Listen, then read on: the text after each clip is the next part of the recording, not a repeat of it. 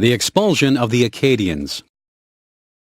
The history of the Americas, from their discovery by Columbus till the founding of modern nation-states, has been the struggle among European powers for the largest and richest sections of the continents. In particular, England and France have struggled for control of most of North America. Many tragedies and disasters have marked this conflict, but few have been as heart-rending as the expulsion of the Acadians in 1755. Acadia refers to what are now the maritime provinces of Canada: New Brunswick, Prince Edward Island, and Nova Scotia. In 1605, a French expedition under De Monts and Champlain established an agriculture settlement at Port Royal in present-day Nova Scotia. Although Port Royal and other colonies had very mixed success, there was a gradual increase of French settlement through the 17th century. By 1710, the French or Acadian population had reached 2,100. In 1710, Port Royal fell to the English, and the Treaty of Utrecht in 1713 confirmed British ownership of Nova Scotia and New Brunswick. By this treaty, the Acadians, that is, the French-speaking inhabitants, were allowed to stay or leave the country as they pleased. The majority of inhabitants of Acadia were French and were still being influenced by agents from France and Quebec. This made their loyalty to Britain very doubtful in time of war. Governor Phillips attempted to get the Acadians to swear an oath of allegiance to King George of England, and Phillips was able in 1729 to get the French settlers to agree to a modified oath with the understanding that they would not have to fight against the French and their Indian allies. The Acadians remained neutral during the fighting between Britain and France in 1744 to 45 in Nova Scotia. In 1749, the British established a new capital for Nova Scotia at Halifax and began to bring in English-speaking settlers. Because of threats from the French and Indians, most of these settlers remained close to Halifax. British skirmishes with the French and Indians continued, and a new war between France and England was approaching. Governor Lawrence decided that it was time to settle the Acadian question. He ordered the Acadians either to take an unqualified oath of allegiance to England or to face expulsion from the colony. At that time, in 1755, there were troops and ships from New England in the area, and it seemed like an opportune time to round up the Acadians and ship them out. When the Acadians refused to take the oath which might oblige them to fight against France, the British rounded up 6,000 of the 8,000 Acadians, burned their homes, and shipped them away to British colonies of Virginia, the Carolinas, and as far away as the mouth of the Mississippi River. Several of the transport ships sank, drowning all on board, and the Acadians died from disease and hardship.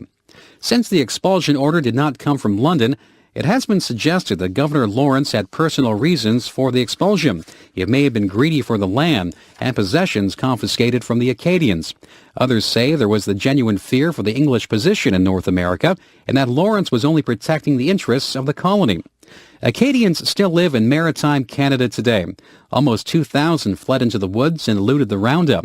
Another 2,000 Acadians later returned from exile to take the oath of allegiance. Many stories were told of their sufferings.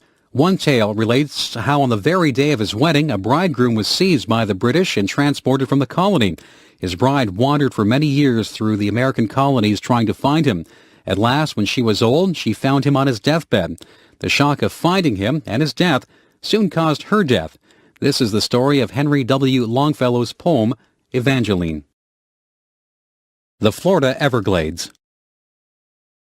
Southern Florida stretches south, dividing the Atlantic Ocean from the Gulf of Mexico. Stretching further south is the Florida Keys. These coral islands are the southernmost part of the United States. Since much of southern Florida is close to sea level, it's very swampy. The famous Everglades are wetlands where tall grass and bunches of trees grow. Part of these swamps has been drained for agricultural land. The soil is rich, and market gardening is an important activity. The Everglades that remain are too wet to be used for farming. The Everglades are a river of grass. The deeper water areas stay wet all year, but the shallower pools dry up in the dry season. Some of the water has been drained off for agricultural purposes, making the Everglades drier. Nonetheless, the best way to travel in this region is by airboats. These high boats can go through water and sail over clumps of grass. Besides the wet grasslands, southern Florida has smaller areas of tropical forest. These areas of hardwood trees are called hammocks, and they are rich in animal and plant life. Along much of the coast are mangrove trees, which provide important nesting grounds for wild birds. The Florida Keys stretch 200 miles from Miami southwest. These islands are tropical in climate, Fishing and tourism are important industries. Because of its subtropical nature, the animal and plant life of southern Florida differs from other parts of the United States. Characteristic animals are alligators and crocodiles. Alligators prefer freshwater and usually live inland, while crocodiles live in saltwater along the coast. Both animals are considered dangerous. Alligator wrestling is considered a sport for the brave or foolhardy. Probably Florida is the most famous for its birds. At one time, many species were almost extinct. Their long feathers were used on women's hats. Now the law protects them. Florida has at least 6 species of herons, several egrets, wood storks, white ibises, and cormorants. Characteristic Florida birds are the purple gallinule, the aninga, the limpkin, flamingos, and roseate spoonbills. Many of these birds are notable for their size, coloring, and interesting habits. Notable animals include the key deer, a miniature form of the white-tailed deer. There are also panthers or cougars, bobcats, marsh rabbits, mangrove squirrels, round-tailed muskrats, and the manatee. Naturally, the Everglades are home to many reptiles. Snakes are common, both water snakes and land species. There are 4 poisonous varieties. Both land and sea turtles abound, and lizards are fairly common. Fishing is a major industry. Sports fishermen go to sea in search of trophies such as marlin, sailfish, and tarpon. Smaller fish are caught commercially. Freshwater sport fish include bass and gar. After many decades of work to protect the animals and plants of the Everglades, the region finally became a national park in 1947. It is the 3rd largest park in the USA and covers 1.5 million acres. Within the park live 300 kinds of birds, 30 kinds of mammals, 65 kinds of reptiles and amphibians, and nearly 1,000 species of flowering plants. Of course, it is a major tourist attraction. The Great Walls of China. The Great Wall of China is famous in North America, and many tourists would like to travel there. However, most North Americans don't know very much about Chinese history. That is changing now, as China is becoming an important subject for study in the West. The settled communities of China were targets for nomadic raids since earliest times. For much of its early history, China was not fully unified. However, Shi Huang, who died in 210 BC, united the whole country. Then he set about defending China from the northern nomads. It seems likely there have been defensive walls in the north before. However, Shi Huang had a wall constructed across the entire north of China. This defensive wall extended for almost 2,000 miles and had 25,000 towers. Such walls were very expensive to build. They also required huge numbers of men to construct them and later to defend them. Even so, the Great Wall did not stop nomadic invasions altogether. Not long after Shi Huang's death, a tribe called the Huns crossed the wall. The Emperor Hu Ti, who expanded Chinese power beyond the wall, defeated them. Centuries later, the Mongols to the north of China were united under Genghis Khan. The Mongols attacked China, and Kublai Khan, grandson of Genghis, became the first non-Chinese emperor of China in 1279. Eventually, the Chinese rebelled and overthrew their Mongol rulers. Nonetheless, the Mongols remained a threat. In 1449, they destroyed a Chinese army and captured the emperor. A new Great Wall was begun to keep the Mongols out. This is the wall which tourists visit today and which is pictured on Chinese stamps. Construction continued for 200 years. While some parts were built of packed earth, much of the wall was built of stone, brick, and rubble. This is why it took so long. Stones had to be quarried and bricks baked and carried to the site. Laborers, peasants, soldiers, and criminals were forced to work on the wall. Large and small forts and watchtowers carefully guarded the wall. Nearly 1 million soldiers were stationed along it. The Chinese defenders lit fires when the enemy was sighted. Plumes of smoke and cannon shots told that the enemy was advancing and how many there were. By 1644, the new wall was almost completed. That same year, however, an internal uprising overthrew the emperor. This revolt was partly caused by the high taxes demanded to pay for the wall. The emperor's men invited the nomadic Manchu tribe to come through the gates in the wall to help put down the revolt. The Manchus came, but they stayed and ruled China for several hundred years. Since the Manchus ruled both north and south of the wall, they did not care about maintaining it. Many parts fell into disrepair, and some completely disappeared. Today, the parts that remain are a major tourist attraction.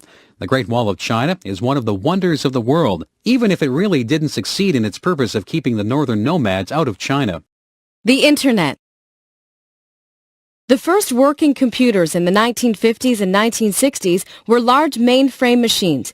In some ways, they were like large calculating machines. The U.S. government, the military, and businesses and institutions used them for specific tasks. For example, they might be used to handle the payroll. As more uses were found for computers, the need to transfer data from one computer to another became a concern. In 1969, the U.S. government sponsored a program to explore ways for computers to transfer data over telephone lines. The first Internet was created with 4 computers linked together. Of course, computer use increased beyond anyone's expectations. Standards were developed that describe how data was to be transferred between computers. A common language for commands and communications emerged. Operating programs such as MS-DOS, Unix, Macintosh, and Windows came into existence. The Internet quickly expanded beyond government and military uses. The PC became the standard form of computer. Private agencies acted as hosts for Internet usage. Around 1982, there were 213 hosts. By 1986, there were 2,300. Today, there are millions. The role of computers expanded so quickly that the USSR, which had discouraged computer use, found itself left behind by the USA. Part of the reason for the collapse of the Soviet Union in 1989 was that they had fallen too far behind the United States in high-tech areas to ever catch up. One of the most popular uses of the computer is electronic mail or email. You can send a letter by computer over the Internet to anywhere in the world in seconds or less, and it doesn't cost anything extra. Now data can be transferred great distances almost instantaneously. Another major Internet use is the World Wide Web. In the early days, all web pages were text only. In the 1990s, it became possible to make web pages interactive and multimedia. Interactive means that readers could click on items on the web page and get more information. They could also communicate directly with the web page owner. Multimedia means that web pages were no longer text only. They could also have graphics, film, video, and audio. This has helped to turn computers into popular entertainment. Nowadays, people spend hours every day surfing the net. However, there are some problems. For some people, computers are addictive. Many businesses are trying to control employees using the net during working hours. Since the Internet includes just about every kind of information, not all of it is good. You can find directions on how to become a criminal or a terrorist. There are scam artists who want to cheat you out of money. There are also aggressive pornography salesmen, not to mention people who want to kill your computer with viruses. Since the Internet is not closely regulated, it's up to individual users to follow computer etiquette. Parents need to supervise their children's use of the net. Although the Internet has some disadvantages, many people see the net as one of the greatest inventions of modern times. The planetarium. All around the world, stargazing is a popular activity. The night sky lit up with stars is one of the most impressive scenes in nature. Besides its natural beauty, people study the night sky for many reasons. Some believe that they can read the future in the stars. Others think that the stars influence the weather, while some people worship the stars and the planets. There is a problem with stargazing. If the night is cloudy, people on the ground cannot see the stars. Also, bad weather makes being outside at night uncomfortable. Besides, not everybody wants to stay up late at night. A planetarium is an ideal solution to all these problems. A planetarium is usually a large dome-covered building. It has seating like a theater. The program here is a star show. A special projector throws a picture of the night sky on the ceiling of the planetarium theater. Like a movie projector, the planetarium projector can show a constantly changing program. It can show how the stars look right now, how they looked thousands of years ago, and how they will look in the future. Planetariums can be both entertaining and educational. School children can go to learn about the 9 planets of the solar system or about the various groupings of stars. Planetarians can teach you how to find the stars and planets yourself when you're out at night. There can also be dramatic showings about changes to the universe over time. This is also a way to view special phenomena like Halley's Comet, which only appears once in a lifetime. Planetarians can also show how ancient people view the skies. Shepherds living out under the sky imagined that groups of stars represented wonderful people and huge animals. Stories were told about these constellations. Sometimes the story explained how the people or animals became stars. For example, why Orion, the mighty hunter, is chasing Taurus, the bull.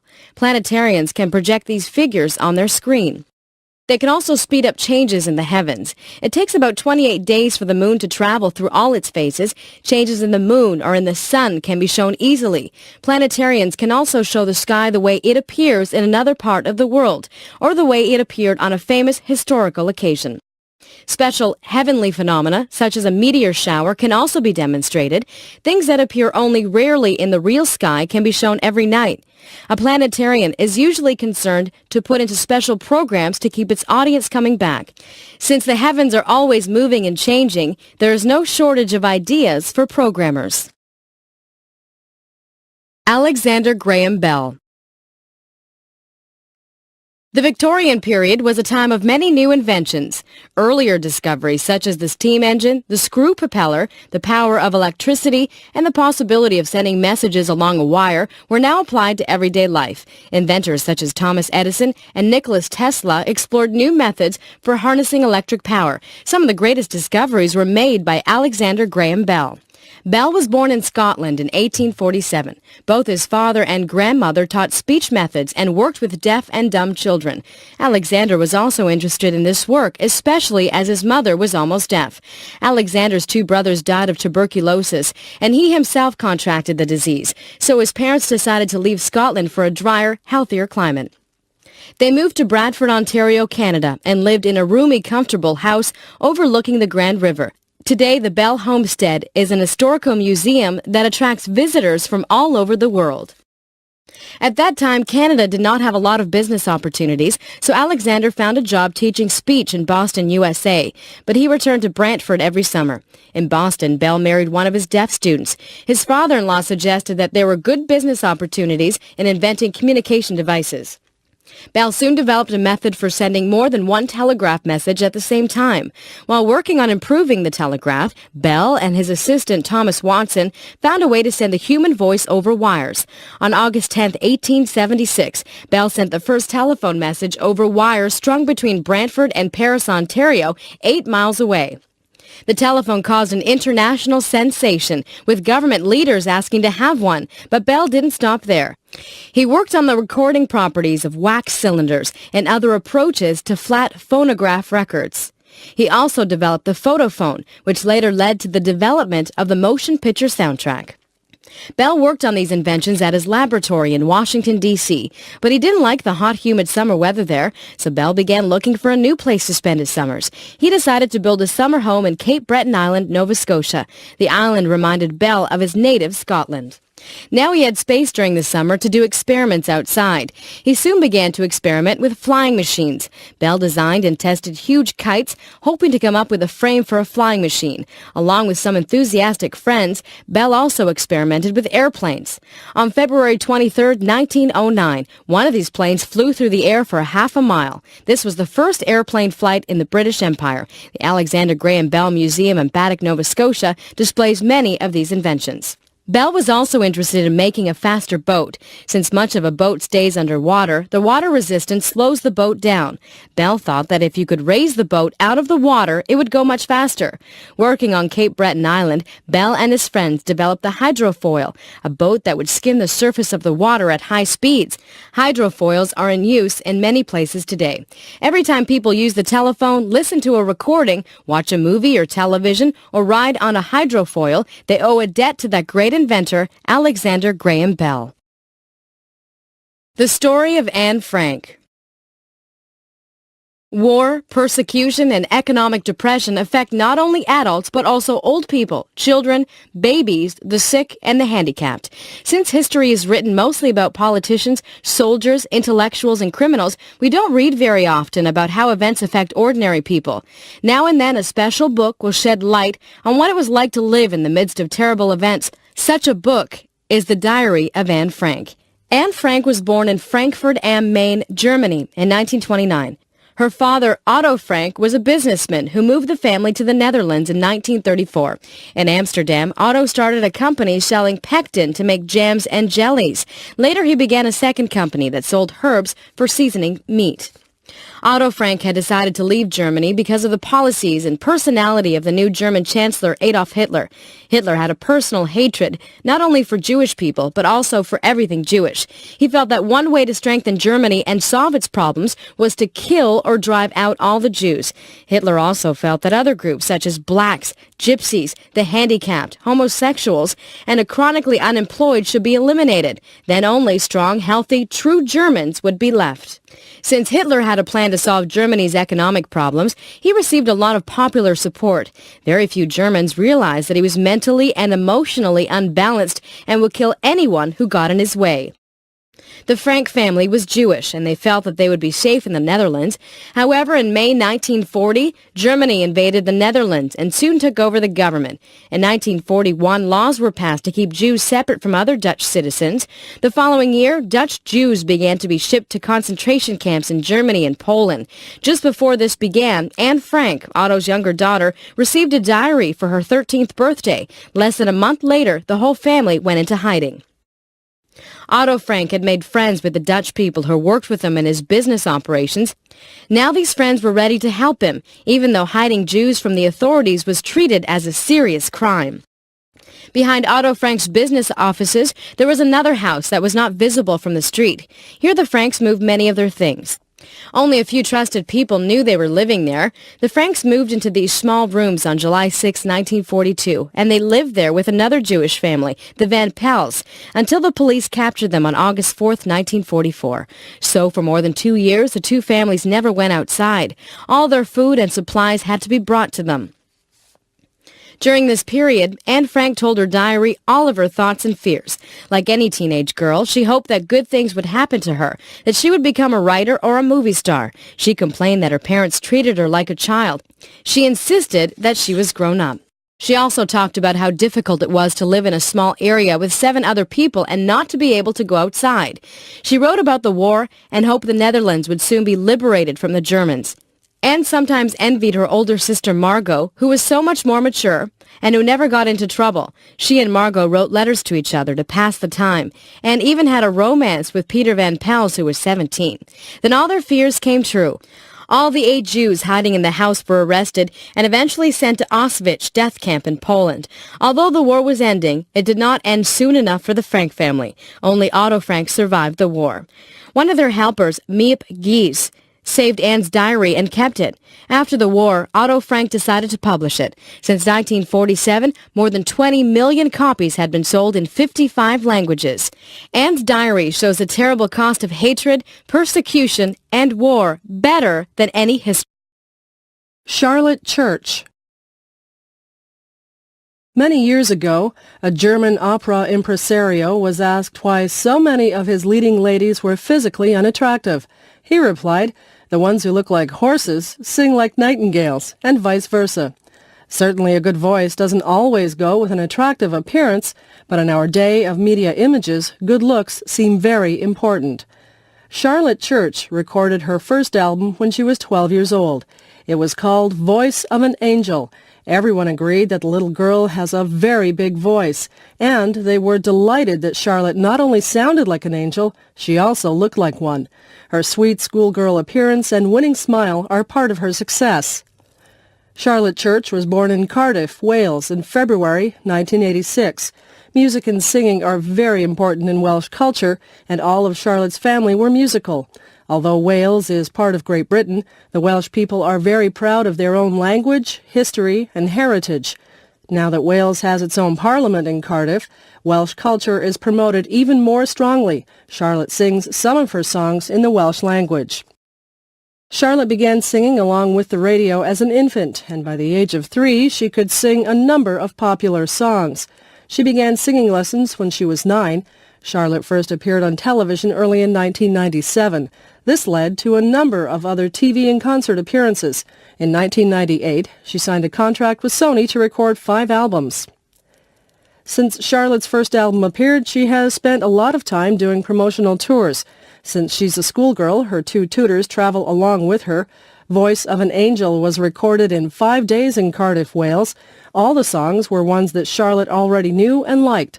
These included Pie Jesus, The Lord's Prayer, Jerusalem, and Danny Boy. The album came out on November 9, 1998, and within a couple of weeks was number 4 on the popular music charts. She recorded her second album, Charlotte Church, in 1999. Traveling involves doing showcases for people in the music industry and the media. This is to encourage people to promote your music. Charlotte also appeared on various U.S. talk shows, including David Letterman and Jay Leno. She finds that she gets asked the same questions over and over again. Besides media celebrities, Charlotte has met many leading public figures. Since she is a Roman Catholic, Charlotte was especially excited to meet the Pope. This was after she'd been invited to sing at a Christmas concert at the Vatican. She was also asked to sing at Prince Charles' 50th birthday party in 1998. She saw the Prince again in 1999 when she sang at the official opening of the Welsh National Assembly. Queen Elizabeth and Prince Philip talked to her too. Later that year, she sang for Bill and Hillary Clinton at the Ford Theater in Washington. Something that people like about Charlotte Church is that when she hasn't been spoiled by fame. Many show business kids are loud, brash, noisy, and rude. But when she is away from the stage, the young singer leads a normal life with her family and friends. Even when she is on TV, she comes across as an ordinary teenager, but a very nice one. Charlotte's voice always gets comments. It seems like such a big voice for a little girl. Very few teenagers have a powerful operatic voice like hers. Some people have found it hard to believe that it is actually Charlotte singing. For the most part, she enjoys her success. She likes to travel and meet new people. Los Angeles is her favorite city, and she likes the United States and Canada. But she is always glad to get home to Wales and be with her friends. At the moment, she goes to an all-girls school, so she doesn't see boys very often. But at age 15, an interest in boys is likely to become a factor in her life. Charlotte now has recorded 3 albums, and we can expect a 4th in 2001. She also has written an account of her life for all her fans. It is entitled Voice of an Angel, My Life, So Far. Christmas holidays. In many ways, Christmas is the most important holiday in North America. It is the most important commercial festival. Most retail stores do half their annual business in the 6 weeks or so before Christmas. Christmas is an important holiday from work and school. Many workers take the whole week off between Christmas and New Year's Day. It is the biggest time of the year for parties, gift-giving, home decorations, and visiting. Many homeowners compete to see who can have the best display of lights. It is also an important time for the entertainment industry.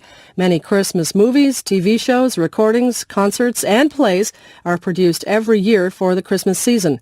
It is also the time of year when the largest number of people attend church, because Christmas is a religious festival too. It celebrates the birth of Jesus.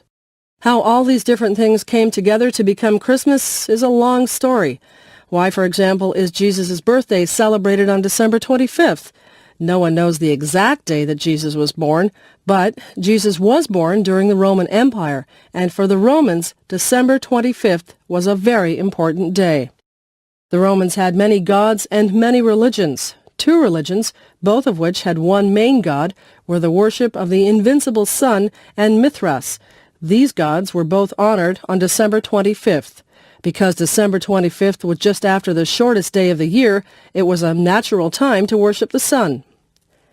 December was also a time to celebrate the end of the agriculture year.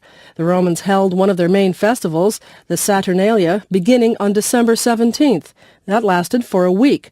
The Romans also began the custom of celebrating New Year's Day on January 1st.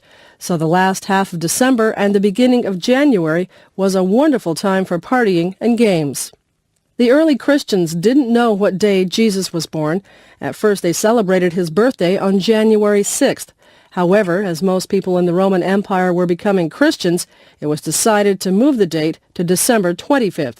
The celebration lasted 12 days until January 6th and took the place of all other festivals. That way, people who were used to celebrating on December 25th would feel more comfortable. As different peoples became Christian, they brought their own customs to be part of Christmas. The people of Northern Europe used evergreen trees and mistletoe as symbols of spring and eternal life. The evergreen tree became the Christmas tree. The mistletoe is hung from the ceiling at Christmas for couples to kiss under. It was also in Northern Europe where the idea of Santa Claus or Father Christmas began. In Roman times, there was a man who became known as Saint Nicholas. He is said to have given gifts to the poor and provided dowries for poor girls who wouldn't otherwise be able to marry. The idea of the gift-giving saint became joined with the northern idea of spirit of Christmas festivities. It was a poem written in 1831 by the American writer Clement Moore, which popularized Santa Claus throughout the world. "'Twas the night before Christmas" told the story of how Santa visits every house in the world on Christmas Eve and brings toys for good girls and boys. Since that time, parents have secretly bought toys for their children at Christmas. When the children awake on Christmas Day, they find toys by the chimney or under the Christmas tree. They are told that Santa Claus and his reindeer brought them. Adults also give gifts to each other at Christmas time. No wonder that the stores sell so many things then. It is often said that Christmas is becoming too commercialized. In the rush to get everything ready, to buy the gifts, decorate the house and tree, give parties, visit family and friends, and attend special Christmas events, the original reason for celebrating is sometimes forgotten. Only when people go to church or sing Christmas carols or attend musical performances about Jesus' birth do they remember that Christmas is the birthday of Christ. Garage sales and yard sales. Every Saturday morning in our part of the world, except in winter, many people drive around the city looking for yard sales. Yard sales or garage sales often take place in the driveway of someone's home or perhaps the front lawn. The homeowners take out all the stuff they don't want and arrange it in front of their house. Usually they put a price tag on items. People driving by will stop to see if there's anything they want. Many people spend every Saturday morning shopping at yard sales. If they find that they have bought too many things, then they have a yard sale of their own. Some of the shoppers are dealers who buy things for resale. Sometimes they resell them at their own yard sales, but some dealers are professionals who run antique stores, used bookshops, flea markets, or used furniture and appliance stores. Usually, the dealers will try to get to the yard sale before anyone else. That way, they have the best selection. Often, they'll try to buy items for less than what the price tag says. The cheaper they can buy the item, the more profit they can make when they resell it. Their motto is, buy low, sell high. Sometimes a merchant will boast that he paid $1 for a glass or china cup at a yard sale and sold it for $100 at his store or on the Internet. By having catalogs that show the value of collectibles, dealers can sometimes make large profits. Now, however, many of the people having yard sales will try to check the value of the things they are selling first, so it is getting harder to get a real bargain. One reason for yard sales is that North Americans often live in big houses, which fill up with things. People may use the basement, the attic, the spare room, and the garage to store things that they aren't using. If they store things in their garage, all they have to do is open the garage door and have a garage sale. When children grow up and move away, the parents will often sell the children's old clothes, toys, and furniture. Another reason for yard sales is that there are a lot of things that people might like but don't want to pay full price for. For example, if someone likes to read novels, they may be happy to pay $1 for a book at a yard sale rather than $20 or $30 at a retail store. What sorts of things are sold at yard sales? Just about anything you might find in a house or yard. There are ornaments, china, home decorations, sports equipment, bicycles, games, dolls, toys, tables and chairs, lamps, appliances, books, records, paintings, clothes, record players, and much, much more. Some items are things that were popular a few years ago, but now have gone out of fashion. This might include many toys, books, and games that relate to an old television show that is no longer being shown. While a lot of older people go to yard sales, so do a lot of students. Students and young people may need cheap furniture for their apartment or a bicycle to get to school or work. They may not be able to pay full price. If you are lucky, you can find almost anything at a yard sale. The trick is to get there early. Most yard sales are advertised to start at 9 a.m., but dealers may arrive as early as 7:30 a.m. By 10 a.m., the busiest part is already over, although most yard sales go on into the afternoon. Yard sales tend to prove the common saying that one person's trash is another person's treasure. Helen Keller. What would it be like to be unable to see anything, hear anything, or say anything? Life for young Helen Keller was like that. She had an illness before she was 2 years old that had left her deaf, dumb, and blind. After that, it was difficult for her to communicate with anyone. She could only learn by feeling with her hands. This was very frustrating for Helen, her mother, and her father. Helen Keller grew up in Alabama, USA, during the 1880s and 1890s. At that time, people who had lost the use of their eyes, ears, and mouth often ended up in charitable institutions. Such a place would provide them with basic food and shelter until they died, or they could go out on the street with a beggar's bowl and ask strangers for money. Since Helen's parents were not poor, she did not have to do either of these things, but her parents knew they would have to do something to help her. One day, when she was 6 years old, Helen became frustrated that her mother was spending so much time with a new baby. Unable to express her anger, Helen tipped over the baby's crib, nearly injuring the baby. Her parents were horrified and decided to take the last chance open to them. They would try to find someone to teach Helen to communicate. A new school in Boston claimed to be able to teach children like Helen. The Kellers wrote a letter to the school in Boston asking for help. In March of 1887, a teacher, 20-year-old Anne Sullivan, arrived at the Kellers' home in Tuscumbia, Alabama. Anne Sullivan herself had a very difficult life. Her mother had died when she was 8. 2 years later, their father had abandoned Anne and their little brother Jimmy. Anne was nearly blind and her brother had a diseased hip. No one wanted the two handicapped children, so they were sent to a charitable institution. Jimmy died there. At age 14, Anne, who was not quite blind, was sent to the School for the Blind in Boston. Since she had not had any schooling before, she had to start in grade 1. Then she had an operation that gave back some of her eyesight. Since Anne knew what it was like to be blind, she was a sympathetic teacher. Before Anne could teach Helen anything, she had to get her attention. Because Helen was so hard to communicate with, she was often left alone to do as she pleased. A few days after she arrived, Anne insisted that Helen learn to sit down at the table and eat breakfast properly. Anne told the Kellers to leave, and she spent all morning in the breakfast room with Helen. Finally, after a difficult struggle, she got the little girl to sit at the table and use a knife and fork. Since the Keller family did not like to be strict with Helen, Anne decided that she needed to be alone with her for a while. There was a little cottage away from the big house. The teacher and pupil moved there for some weeks.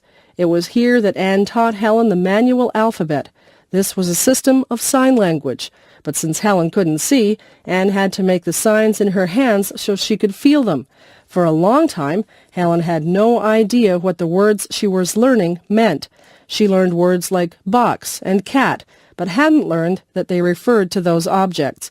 One day, Anne dragged Helen to a water pump and made the signs for water, while she pumped water over Helen's hands. Helen at last made the connection between the signs and the thing.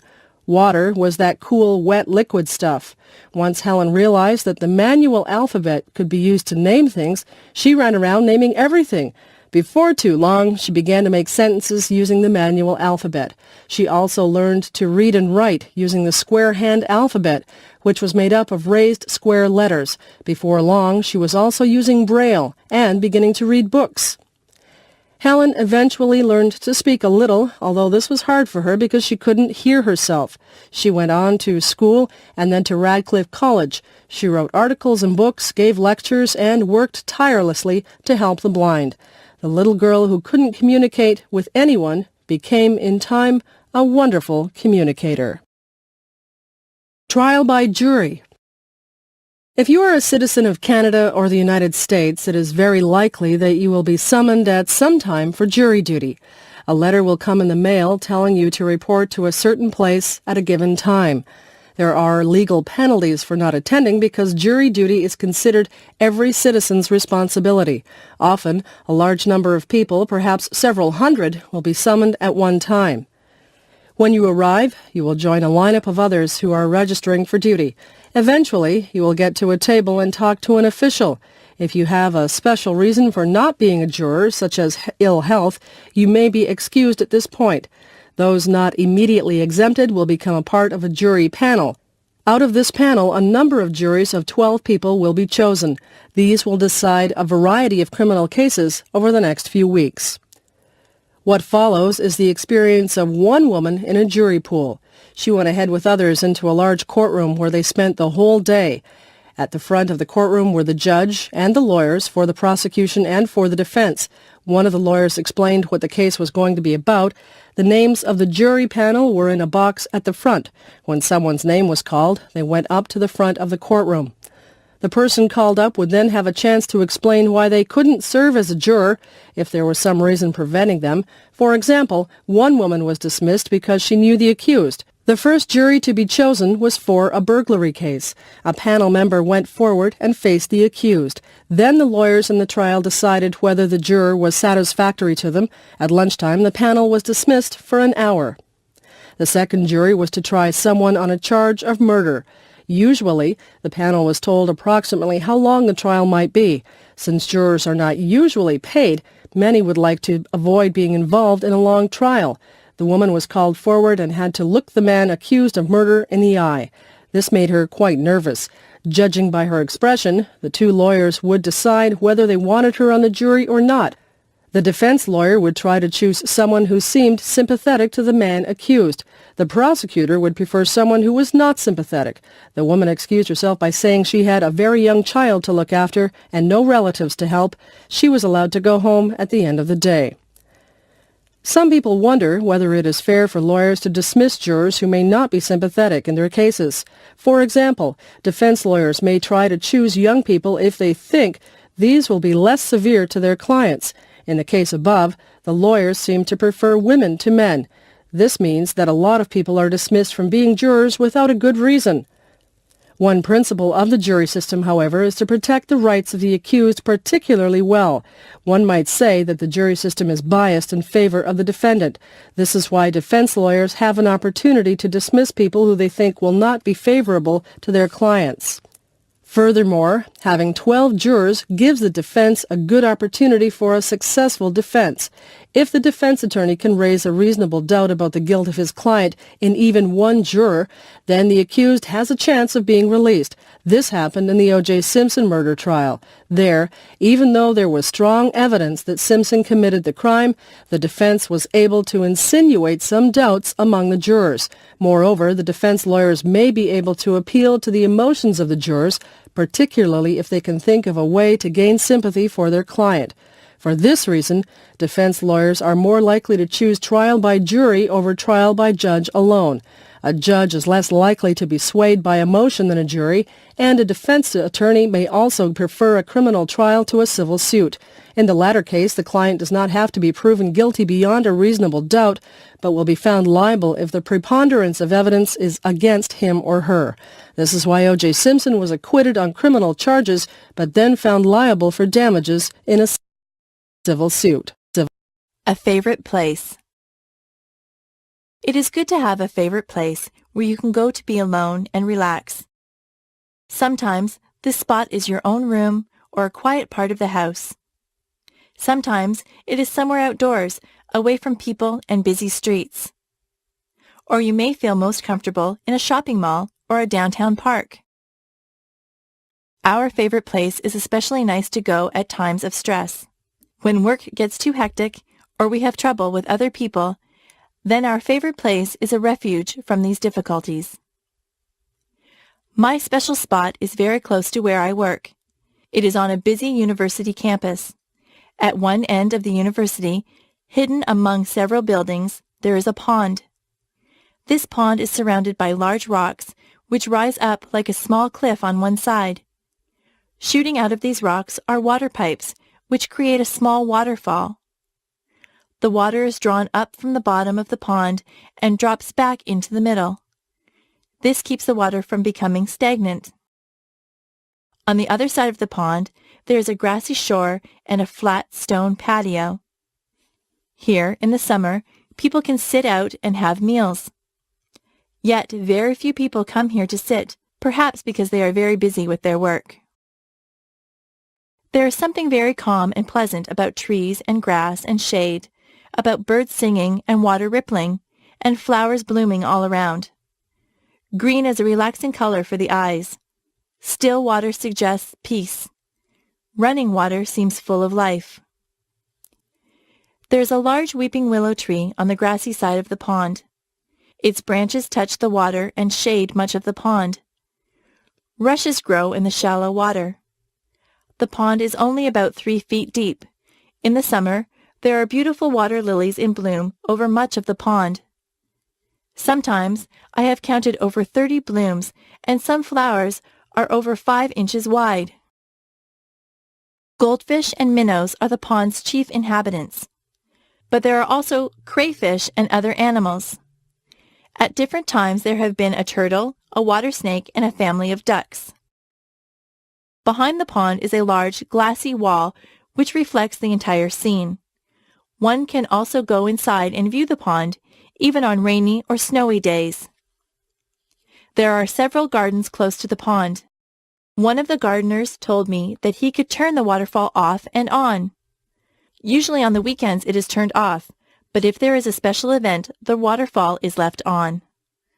Behind the glassy wall is a cafeteria. Here, visitors to the university are sometimes taken for meals. The students do not use it. In the winter, the pond freezes over. Sometimes, if the winter is very cold, the pond freezes right down to the bottom. Then, most of the goldfish and minnows die. Usually some survive in the mud at the bottom of the pond. Occasionally, people will skate on the pond if the ice is smooth. When spring comes, a lot of the old rushes and water lily leaves from the previous year are cleared away. This makes the pond more attractive and gives the new plants room to grow. If there are too many rushes, they are sometimes cut down in summer. Then visitors can see the water lilies better. Chances are that if you ever visit Brock University in St. Catharines, Ontario, you will hear about Pond Inlet. And if you come in the summer, you will probably see me there, thinking about my next article. Business ethics. What do business and ethics have to do with each other? Business is about making profits. Ethics is about right and wrong. How are they connected? Well, business ethics is the study of right and wrong as applied to business actions. Some businessmen would say that there is no need for business ethics. If we don't break the laws of the country, we have nothing to worry about. However, we can do many bad things without breaking laws. In some countries, it would be legal for a businessman to pollute the land, sea, and air, to confine his workers to barracks, and to hire children to work in factories. But these things may not be right. On the other hand, it may be illegal for a businessman to do some good things. For example, his society may expect him to treat people unequally and discriminate against some ethnic or religious groups. In order to know what is right or wrong, we need a moral rule. This rule does not come from business itself, but from ethics. So we need a statement of what we believe to be right. The American Declaration of Independence in 1776 states an ethical principle. We hold these truths to be self-evident, that all men are created equal. The Declaration further tells us that all men have a right to life, liberty, and the pursuit of happiness. Principles such as these can be used in American politics and law to decide whether an action is right or wrong. Many companies have their own ethical guidelines. IBM, for example, outlines its corporate ethics under headings such as tips, gifts, and entertainment, accurate reporting, fair competition, and not boasting. So each employee knows what to do or not to do in various situations. Ethical choices are made on 3 levels. Individuals, by companies, and by societies make them. An individual might choose whether or not to accept a bribe. A company might decide whether or not to bribe government officials. A government or society might decide whether or not to outlaw bribery. Similar principles of right and wrong might be used at all 3 levels. For example, it might be decided that bribery is simply wrong in all situations. On the other hand, it might be decided to view the situation case by case. In other words, there is a strong ethical stand and a more tentative ethical stand. The strong ethical stand applies when you have a basic moral principle and apply it to all situations. For example, you might believe that it was always wrong to let workers handle hazardous substances without any protection. The weaker stand would consider whether it is legal to do so. If it is legal to let workers handle dangerous materials, and this conforms to social expectations, then the weak ethical stand would say, no problem. As long as the law is not broken and no one strenuously objects, then everything is okay. However, in ethics, there is a principle called the moral minimum. This principle means that you should never harm another person knowingly. The only exception would be to protect some other people or yourself. So business ethics would say that the businessman who exposes his workers to hazardous chemicals is wrong. He is not practicing the moral minimum. Colonial Williamsburg.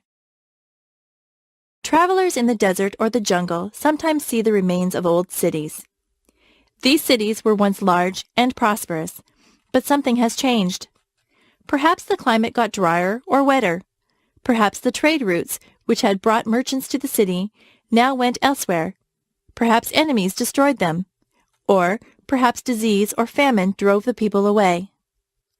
Other cities which were once important have become less so in time. Jamestown, Virginia, the first English colony in America, is now only an historic site. It began as the capital of Virginia, but when fire destroyed the government buildings in 1699, the capital was moved to nearby Williamsburg. Williamsburg was an important town for many years. The British governors lived there, and two of them worked on the plans for the town and its buildings. The College of William and Mary was established there in the 1690s, the second oldest college in America. As the capital, Williamsburg contained many public buildings, including a courthouse, a jail, a powder magazine, the governor's palace, and the government building. Of course, there were many private houses as well. From 1699 until 1780, Williamsburg was the capital of Virginia. Many people came there for government and legal business. It was also a social center with dances, fairs, horse races, and auctions. The governor and his wife provided expensive dinners and entertainment for their guests. Most of the important people in Virginia owned tobacco plantations. In 1612, John Rolfe had first raised tobacco to sell to England. Soon, tobacco farming was Virginia's most important business. Most planters were able to build large houses and buy slaves to do their work. One plantation owner is said to have owned 300,000 acres of land and 1,000 black slaves, as well as having large amounts of money. The planters were the leaders of this colonial society, and they resented British interference in their local government. When England imposed taxes on the American colonists in 1765, it was a Virginian, Patrick Henry, who spoke against them. His words, "Give me liberty or give me death," helped to inspire the American Revolution. As complaints about British rule increased, it was Virginians who led the rebels. George Washington became commander of the Revolutionary Army, and Thomas Jefferson drafted the Declaration of Independence in 1776. In 1780, the capital of Virginia was moved to Richmond. Williamsburg was now simply a small college town of local importance. Not much changed in Williamsburg for many years. In the 20th century, the Reverend Dr. Goodwin, who was the priest at the Williamsburg Church, had the idea of restoring Williamsburg to the way it appeared in colonial days. Goodwin approached John D. Rockefeller, Jr. with his idea, and Rockefeller agreed to finance this project. Beginning in 1926, the old buildings of Williamsburg were restored to their original form.